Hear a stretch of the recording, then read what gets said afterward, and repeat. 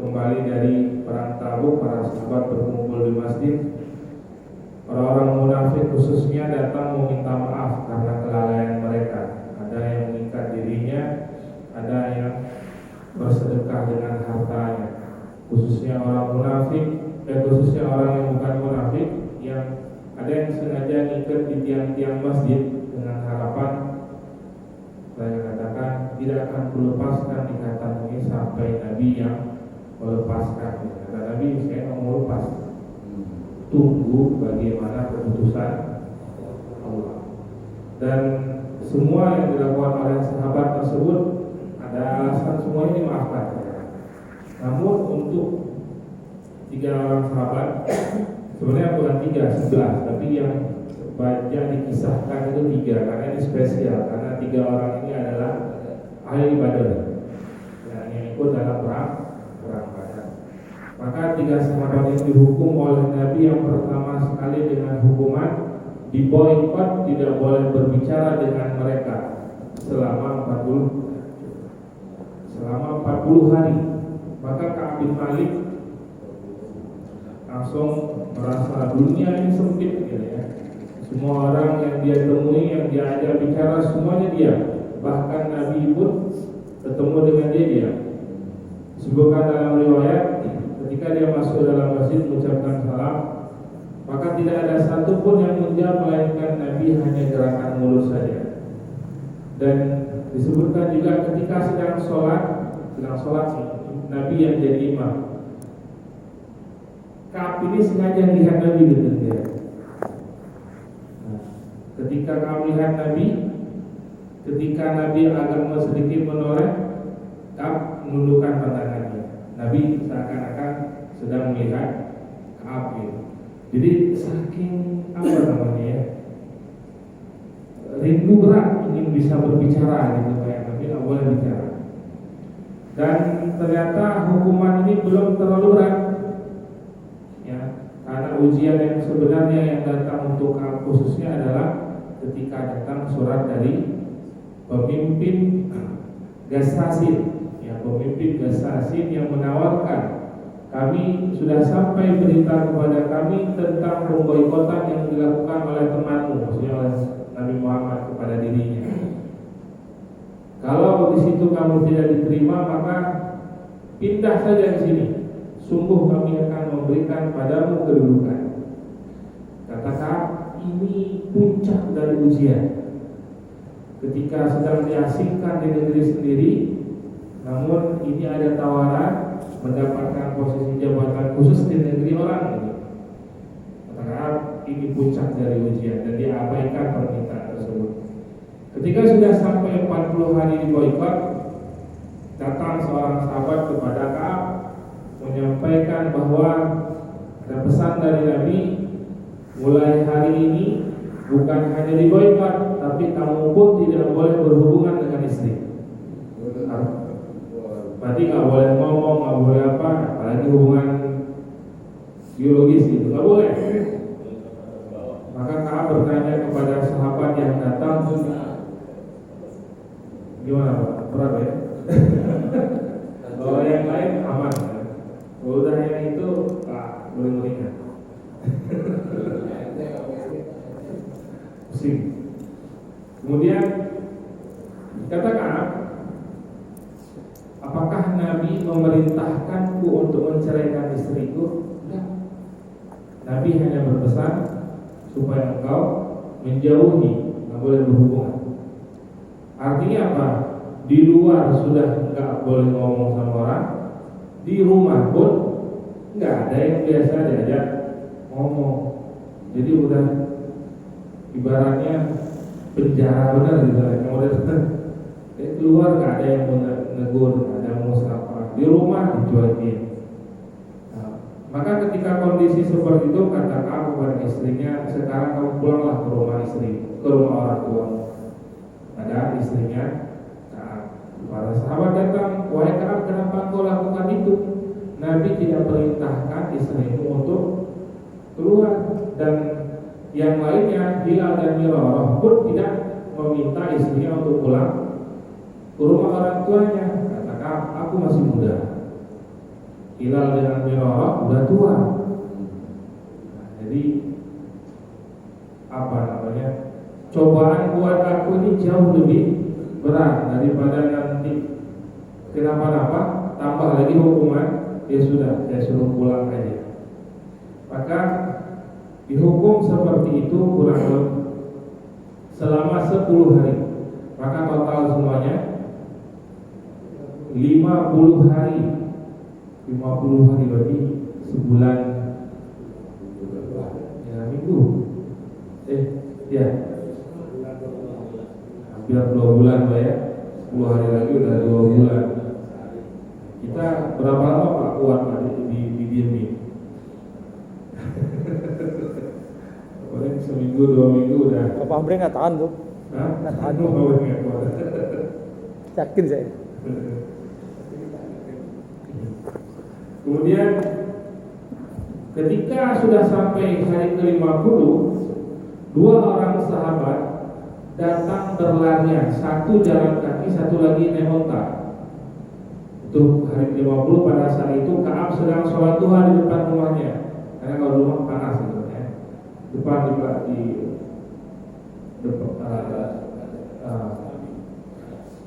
teras rumah gitu ya, yang teduh. Maka dari kejauhan Ka'ab melihat ada 2 orang, yang satu lari, satu lagi naik onta.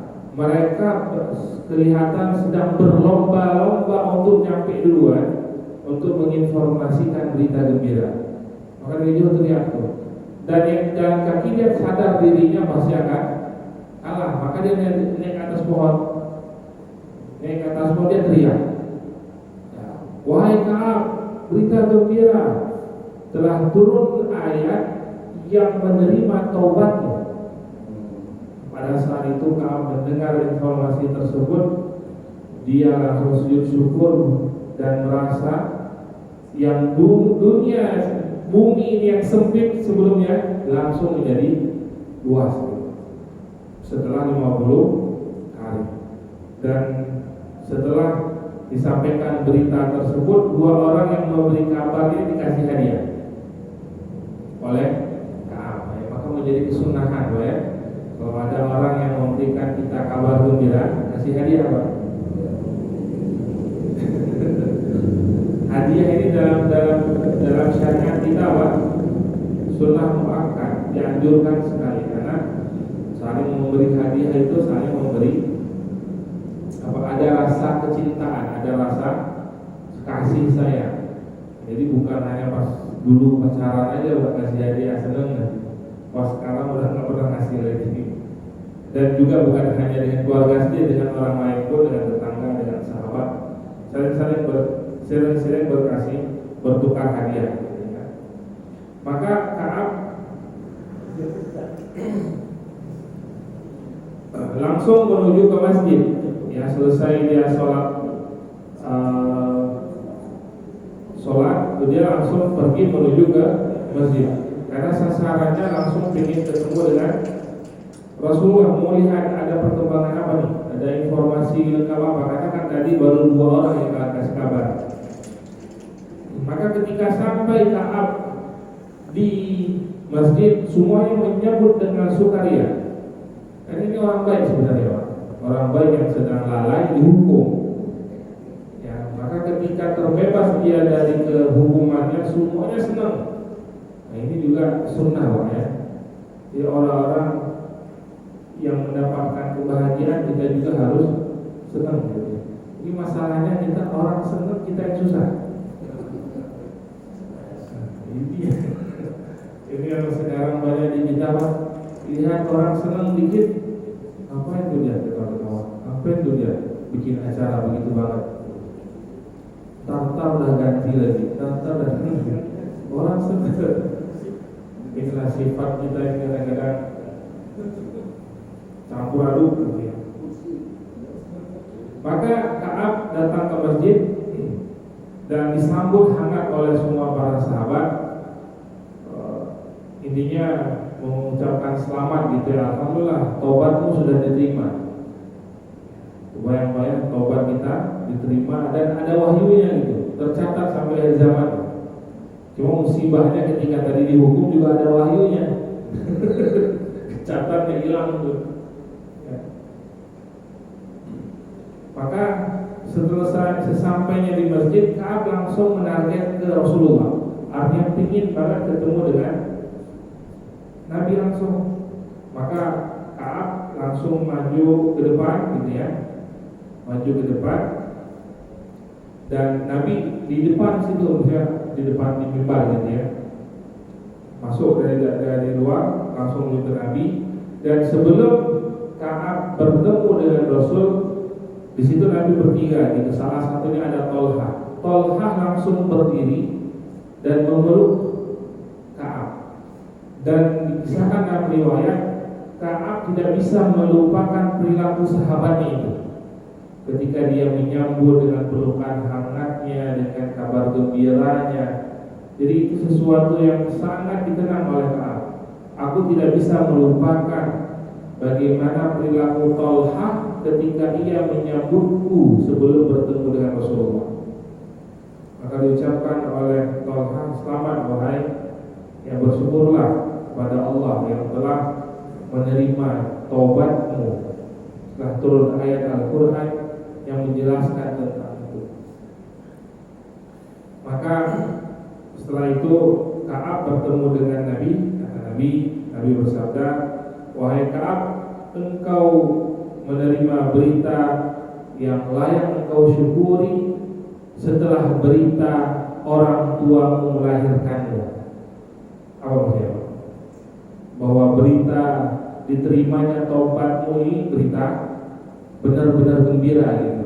Sama seperti dulu ketika kita dilahirkan yang mendatangkan kebahagiaan bagi orang banyak gitu. Makanya berita diterima taubatmu ini begitu pun posisinya ya, perlu kamu syukuri. Dan Allah abadikan tentang ini di surah At-Taubah ayat 117 sampai 121. Ya, boleh.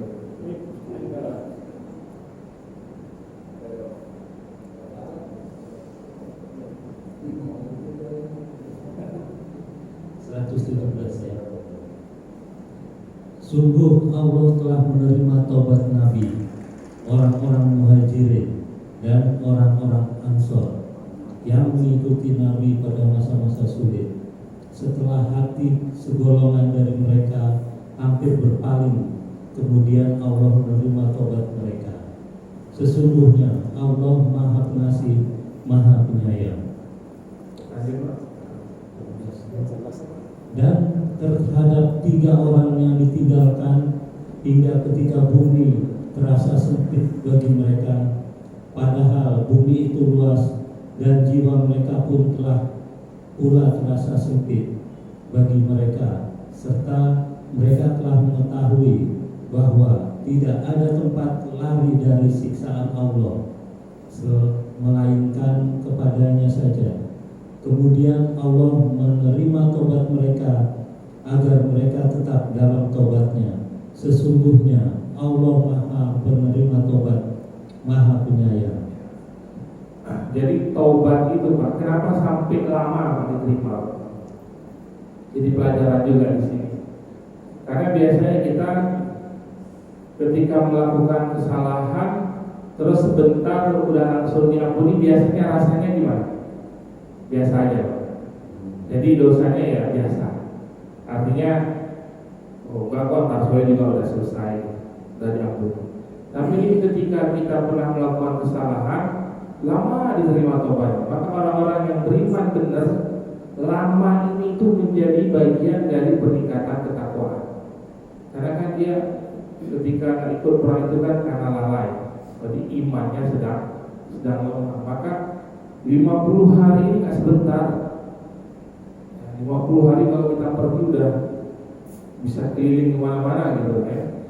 Maka 50 hari ini, masa-masa pertaubatan 3 orang sahabat ini masa-masa di mana mereka, Allah ingin iman mereka mengokoh, mengakar kembali gitu.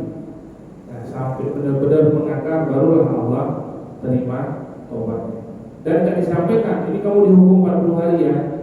yang nggak boleh ngomong sama siapa-siapa, 10 hari nggak boleh bergaul dengan istri, kan sampai.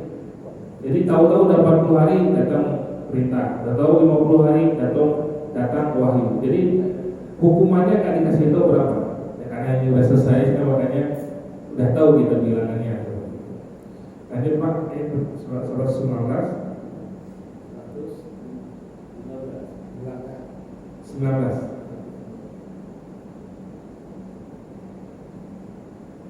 Wahai orang-orang yang beriman, bertakwalah kepada Allah dan bersamalah kamu dengan orang-orang yang benar. Lanjut. Tidak pantas bagi penduduk Madinah dan orang-orang Arab Badui yang berdiam di sekitar mereka tidak turut menyertai Rasulullah pergi berperang, dan tidak pantas pula bagi mereka lebih mencintai diri sendiri mereka daripada mencintai diri Rasul. Yang demikian itu mereka tidak ditimpa kehausan, kepayahan, dan kelaparan di jalan Allah, dan tidak pula menginjak suatu tempat yang membangkitkan amarah orang-orang kafir, dan menimpakan suatu bencana kepada musuh, kecuali semua itu akan dituliskan bagi mereka sebagai suatu amal kebajikan. Sungguh Allah tidak menyia-nyiakan pahala orang-orang yang berbuat baik. Ada beberapa pesan di ayat ini. Yang pertama, pesan Nabi kepada Arab Badui gitu ya. Dan seperti halnya Nabi ketika berpesan kepada sahabat, kalau tidak ada suku asli, ketika perang jangan sampai mengikut Muhajirin, Ansor, kemudian suku Ghafar, Ghafar ya, Abu Zar dan Ghifari Ghafar, sama suku Aslam. Ini 4 suku ini yang Nabi berpesan kalau ada perang mereka ini harus ikut semua, nggak boleh ikut karena akan berat kalau 4 suku ini tidak ikut. Kemudian berikutnya,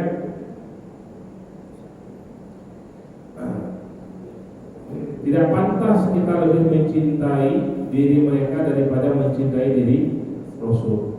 Maka Sayyidina Umar kalau tidak salah pernah ditanya oleh Rasulullah, siapakah orang yang paling kau cintai? Aku mencintai keluargaku, kata Sayyidina Umar. Wah, nggak salah gitu, kata Nabi, nggak benar. Terus gimana ya Rasul? Mestinya engkau lebih mencintai Rasulmu dibandingkan keluargamu dan dibandingkan dirimu sendiri. Ini sebuah pesan dari Nabi gitu ya. Belumlah kita dianggap orang yang beriman sampai kita mencintai Nabi lebih daripada kita mencintai keluarga kita ataupun mencintai diri kita sendiri. Berat ya? Ketika dihadapkan dalam beberapa hal berat, tapi itulah bentuk perjuangan. Kemudian Allah tidak menyiapkan pahala orang-orang yang berbuat baik. Setiap kebaikan itu selalu bernilai. Jangan pernah kita meremehkan kebaikan yang orang lain perbuat, karena nilainya kebaikan itu kita tidak pernah tahu di hadapan Allah. Mungkin di mata manusia kecil, tapi di mata Allah besar. Atau hal-hal yang kelihatan di mata manusia besar, tapi sebenarnya di mata Allah kecil. Makanya ketika kita diminta untuk berlomba-lomba dalam kebaikan, jangan pernah kita hiraukan yang kita lakukan itu besar atau kecil. Selama itu baik, lakukan aja. Selama itu baik, ada melanggar aturan syariat, lakukan. Karena dia pasti nanti akan Allah hadirkan di alam kubur kita, di akhirat itu pasti tercatat. Sampai perkara yang paling sederhana Bapak, mengambil duri di jalan, kita singkirkan. Pernah nggak kita sambil dari pagi Pak? Ya, ada pas lihat batu runcing gitu ya, kita tenang-tenang sepinggir gitu ya. Ada juga orang Islam paku kalau di jalan. Nah ini beda lah. Ini satu yang kita yang baik kalau ini menyingkirkannya ke samping atau kita ambil gitu. Berikutnya Pak, ayat 1, 2, 1. Dan tidaklah mereka memberikan infak baik yang kecil maupun yang besar, dan tidak pula melintasi suatu lembah berjihad kecuali akan dituliskan bagi mereka sebagai amal kebajikan untuk diberi balasan oleh Allah dengan yang lebih baik daripada apa yang telah mereka kerjakan. Baik, ini akan menjelaskan sahabat-sahabat yang menebus dosanya dengan berinfak, mengeluarkan hartanya. Itu yang orang-orang yang tidak ikut perang tadi. Setelah Nabi membacakan ayat ini, menyampaikan tentang pesan kepada Ka'ab bahwa dosa tobatnya sudah diterima, maka setelah itu langsung Nabi melanjutkan bahasannya bahwa di antara kalian yang hadir saat ini, langsung turun wahyu itu, di antara kalian yang hadir saat ini ada 36 orang munafik yang aku panggil namanya berdiri. Ngeri Pak ya, disebut Pak. Dan ini belum pernah dilakukan sebelum-sebelumnya. Nah, satu demi satu dipanggil Pak. Dipanggil oleh Nabi berdiri, yang dipanggil berdiri. Yang tidak dipanggil cuma 2 orang. Siapa mereka? Abdullah bin Ubay bin Salul. Kenapa nggak dipanggil? Ya semuanya udah tahu itu rajanya munafik. Nama itu udah nggak dipanggil lagi. Ya ini bosnya.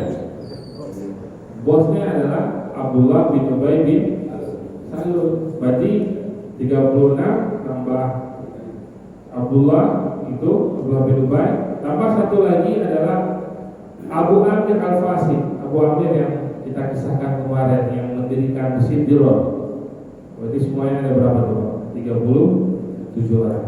Di antara 36 orang yang dipanggil ini, ada salah satunya ketika dipanggil berdiri di depan masjid nangis, karena disebutkan oleh Nabi dia bagian dari orang munafik. Dan yang dipanggil ini bukan orang yang baru terjerumus, tapi orang yang memang udah munafik gitu Pak. Ya nggak mungkin tobat lagi. Tahapannya, tingkatannya sudah nggak mungkin tobat lagi ya mereka ini. Udah di label gitu ya. Ini orang-orang munafik. Salah satunya nangis di depan pintu, dan Sayyidina Umar pada saat itu datang telat ke masjid. Nah, ketika Sayyidina Umar bertemu dengan sahabat tadi yang munafik ini, yang orang munafik, kalau munafik nggak pantas kita panggil sahabat ya, orang munafik. Kemudian Sayyidina Umar bertanya, kenapa kamu menangis? Kata orang munafik ini, aku termasuk salah satu yang dipanggil oleh Rasulullah sebagai orang munafik. Kata Sayyidina Umar, kenapa nggak dari dulu kamu kasih tahu? Kenapa selama ini kamu sembunyi-sembunyi? Ya, semoga Allah mengazab kamu. Sayyidina Umar, lihat orang begini nangis bahwa kita kasihan ya. Sayyidina Umar, aku termasuk orang munafik, udah dicap munafik oleh Rasul. Ya Nabi kan nggak sembarangan, ya pasti. Dan Nabi tahu persis gitu ya dari sebelum berangkat Tabuk atau dari sebelumnya. Maka setelah kejadian itu, setelah diumumkannya orang-orang munafik, maka seluruh Madinah itu tahu. Jadi kenapa diumumkan? Supaya orang-orang ini ya dijauhi, orang-orang ini ya hati-hati berteman dengan mereka. Nah, akibatnya adalah Abdullah bin Ubay bin Salul selama ini gampang dia mengumpulkan orang-orang munafik yang tidak dikenal, karena mereka yang berbaur biasa dengan yang lainnya. Maka setelah Nabi mengumumkan 30 nama ini, orang-orang munafik udah nggak berani lagi ngumpul-ngumpul di rumah Abdullah bin Salul. Ya karena takut nanti tiba-tiba turun wahyu suruh bunuh, dibunuh semua. Ya karena orang munafik bisa saja dibunuh. Maka ketika ketika itu Allah bin Ubay bin Salul pusing. Gimana nih caranya ngumpulin teman-temannya lagi? Udah gak ada yang berani datang. Nah, udah diketahuan semuanya. Karena kalau mereka kumpul-kumpul tuh orang munafik kumpul, bubar aja nih. Maka mengakibatkan Abdullah bin Ubay bin Salul sakit, Pak, jatuh sakit. Ya, karena pusing mikirin, nggak bisa melakukan pergerakan lagi. Maka ditulisnya surat kepada Nabi, wahai Muhammad, datanglah jengukku. Ini orang yang begini, Pak. Kalau ada orang begini kirim surat ke kita, Pak, udah datang.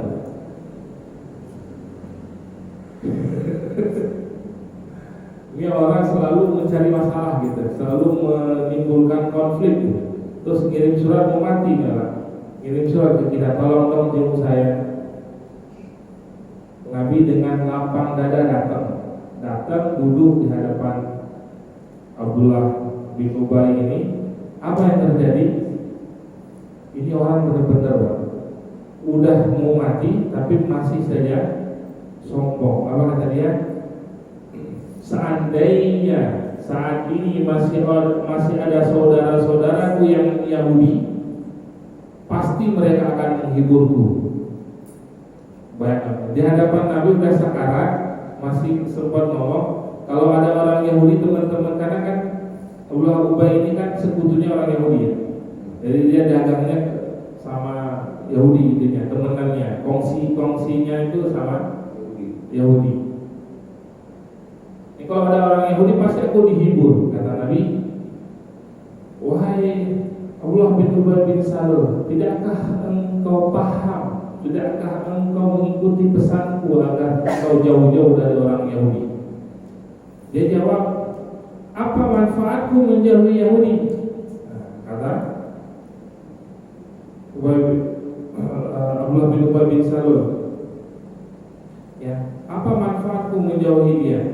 Ada sahabat yang dekat-dekat dengan yang menjauhi Yahudi, ada seorang sahabat disebutkan namanya gitu ya, yang menjauhi Yahudi, dia mati juga nggak ada manfaat buat dia. Artinya ketika dijauhi Yahudi juga nggak ada manfaat gitu. Mereka tidak tahu, Abdullah bin Ubay bin Salul mengatur kalau ketika kita menjauhi Yahudi, setidaknya kita tidak terjerumus dari tipu muslihat mereka, akhlak mereka, kelakuan mereka. Ya seperti hari ini orang kita lihat, ya, masih ada aja yang bela, otaknya didengkul tuh. Benar Pak ya? Masih ada yang bela, terang-terangan. Luar biasa Pak fitnahnya. Jelas mata cukup apa kalau bahasa kita sering apa, cukup jadi manusia saja kita untuk paham bagaimana hancurnya, rusaknya, kejamnya mereka Yahudi. Luar biasa. Tapi ya begitulah. Kalau kata Hitler apa? Sengaja meninggalkan kalian sedikit biar kalian tahu bagaimana rusaknya Yahudi. Nah, dulu yang setengahnya udah mau habisin tuh. Ya aku tinggalin dikit aja nih, nggak banyak-banyak. Nah tuh yang rasain tuh. Kata Hitler gitu ya. Yang dikit aja merusak. Gimana kalau mereka menguasai? Maka ketika itu Abdullah bin Ubay bin Salul terus didakwahi oleh Nabi. Artinya Nabi berharap dia bisa masuk Islam, tapi sampai akhir hayatnya dia mati dalam keadaan munafik. Ada permintaan dia sebelum mati, wahai Muhammad, kalau aku mati nanti tolong sholatkan aku. Kata Nabi, baik, aku sholatin kamu. Karena Nabi sayangnya sama umat gitu ya, sayangnya pingin gak ada yang bermasalah gitu. Begitu cinta yang Nabi dengan umat. Maka ketika itu Abdullah bin Ubay bin Salul ini ketika dia sudah mati, kemudian ingin disolatkan, ingin dikebumikan gitu ya.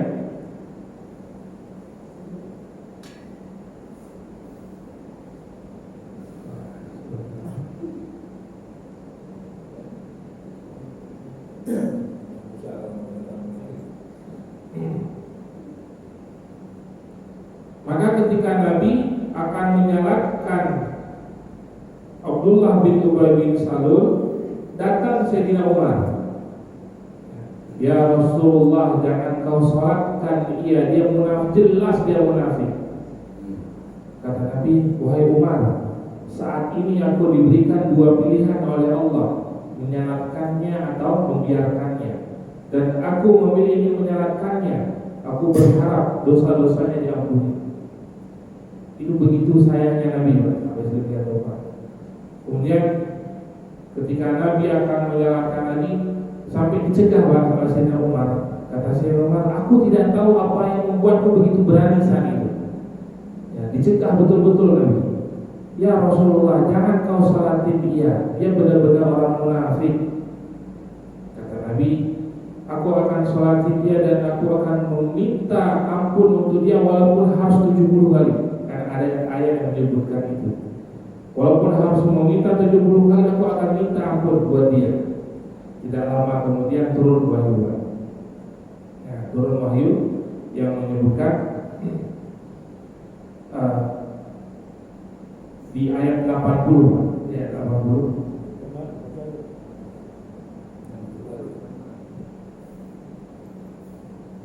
Sama saja engkau Muhammad memohonkan ampunan bagi mereka atau tidak memohonkan ampunan bagi mereka, walaupun engkau memohonkan ampunan bagi mereka 70 kali, Allah tidak akan memberi ampunan kepada mereka. Yang demikian itu karena mereka ingkar, kafir kepada Allah dan Rasul-Nya, dan Allah tidak memberi petunjuk kepada orang-orang fasik. Jadi asbab Sayyidina Umar turun ayat ini, Pak. Karena Sayyidina Umar ya turun ayat yang menegaskan kepada Rasulullah, wahai Rasul, walaupun engkau menyalati dia atau meminta maaf untuk dia sampai 70 kali, aku tidak akan ampuni dia. Nabi kan doanya tidak tertolak ya. Nabi setiap doanya pasti mustajab. Tapi ketika beliau mendoakan orang munafik, Allah tutup itu. Makanya ngerinya orang-orang munafik. Ya, semoga Allah jaga kita tidak termasuk dalam golongan orang-orang munafik. Nah, maka ketika itu setelah ayat ini turun, seluruhnya orang-orang munafik tidak disolati. Dan juga orang-orang yang tidak disolatin oleh Huzaifah. Karena kalau yang 36 ini kan ketahuan, disebutin namanya. Ada tambah 12 lagi, 14 lagi yang tahu cuma Huzaifah. Ya, ketika perang ketika di Aqabah itu, ya, ketika disampaikan dari bani kami siapa aja nih orang ini. Maka sahabat-sahabat kalau ingin sholatin jenazah, nunggu Huzaifah dulu. Kalau dia nyolatin, maka ikut sholatin. Kalau nggak disolatin, munafik, nggak disolatin. Kemudian ada kisah lagi, ada yang sedikit terlewat.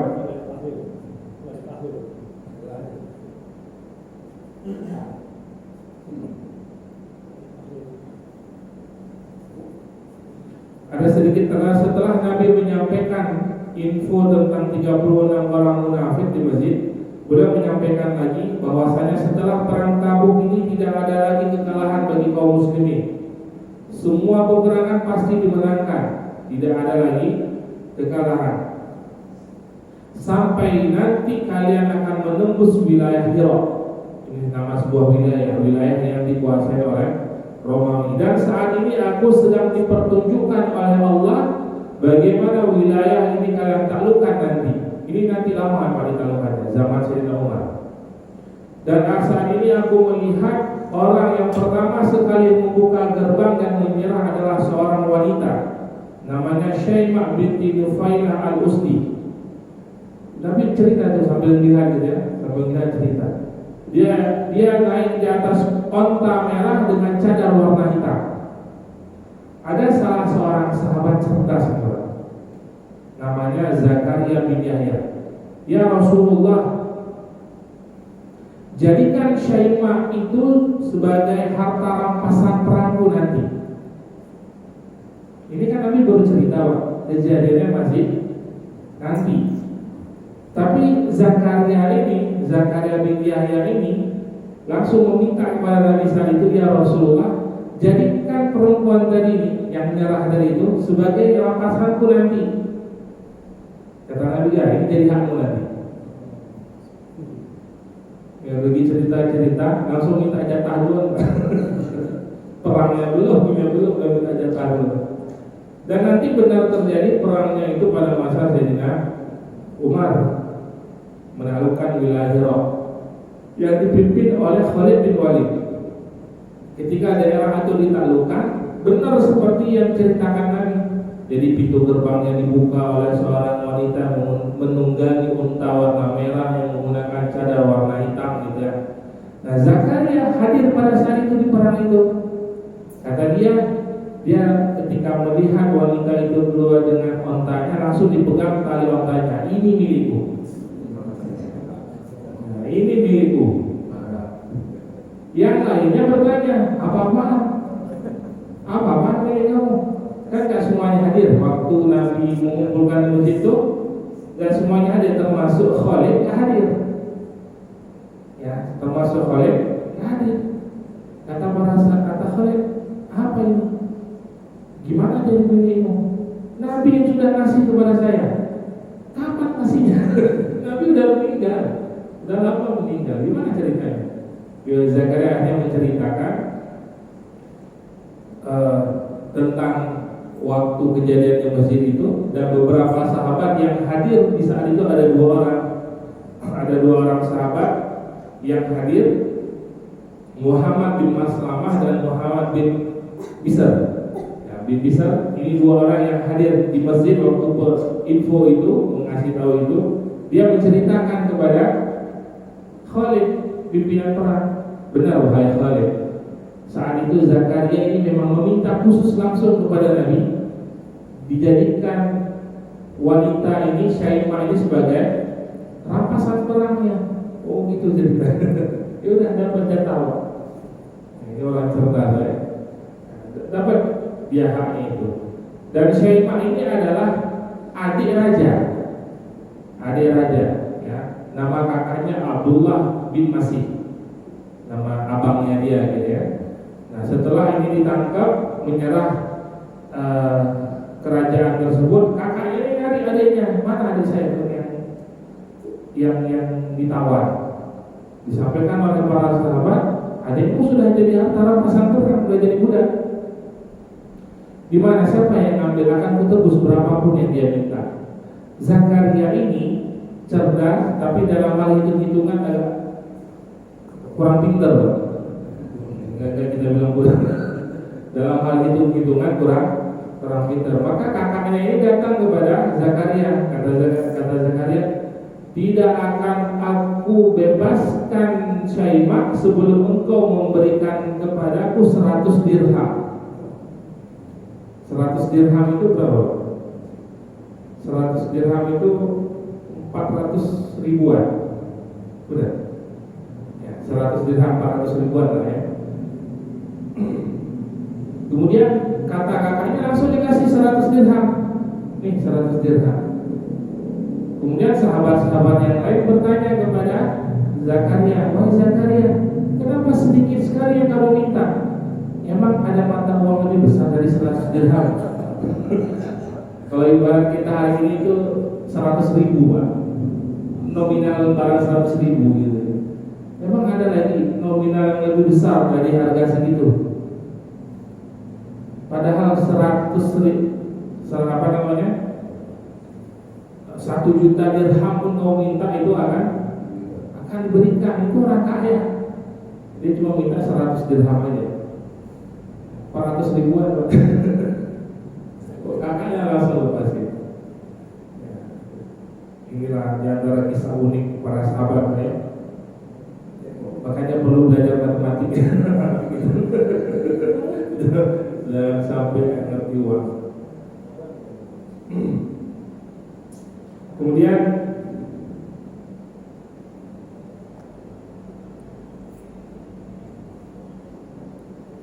kisah berikutnya ini selesai Pak, kisah perang Tabuk dengan urutan dengan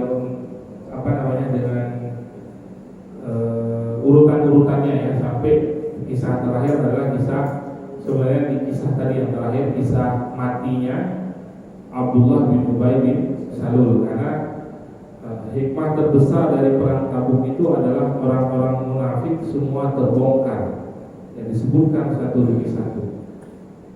Orang-orang yang sudah diketahui semuanya oleh penduduk Madinah, jadi nggak bisa lagi mereka bersembunyi. Kejadian berikutnya, kejadian yang terjadi di 9 Hijriah. Kalau 9 Hijriah berarti setahun lagi Nabi wafat. Ya. Yang pertama adalah ketika Nabi perintahkan kepada Sayyidina Abu Bakar untuk memimpin haji, berangkat haji. Ya. Belum lama Sayyidina Abu Bakar berangkat haji, maka turun surat At-Taubah ayat 1 sampai 22. Panjangan bacanya. Ya. Ayat 1 sampai 22. Singkatnya,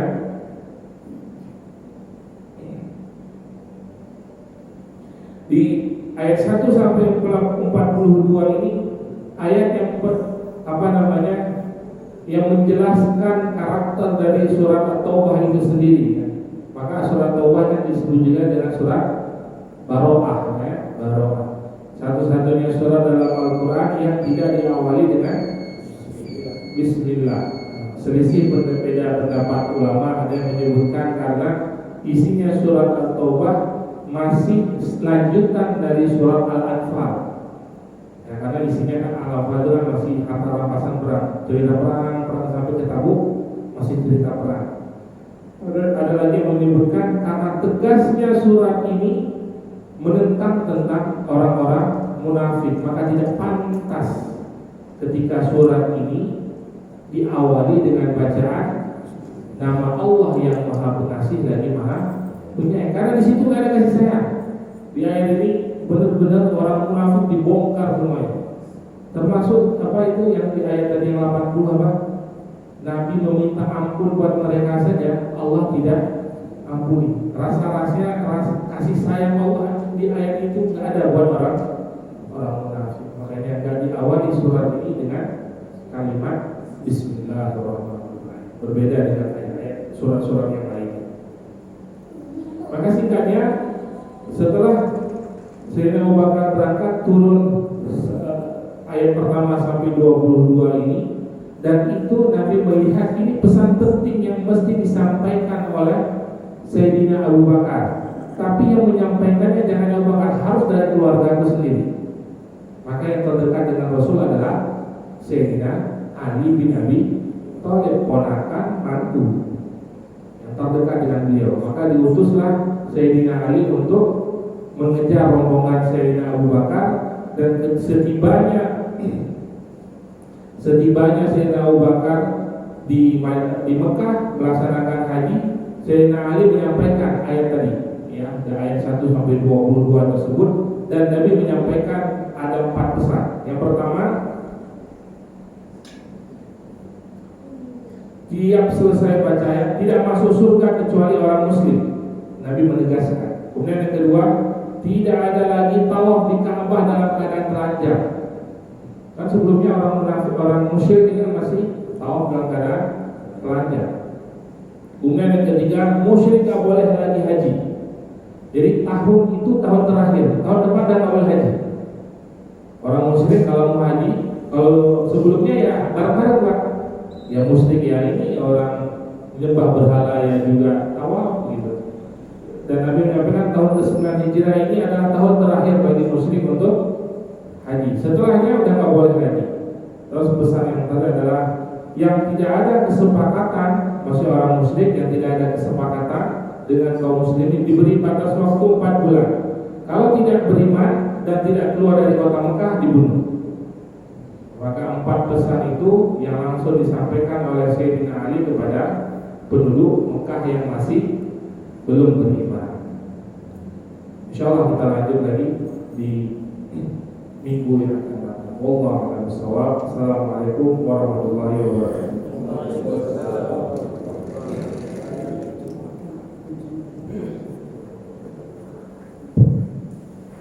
Assalamualaikum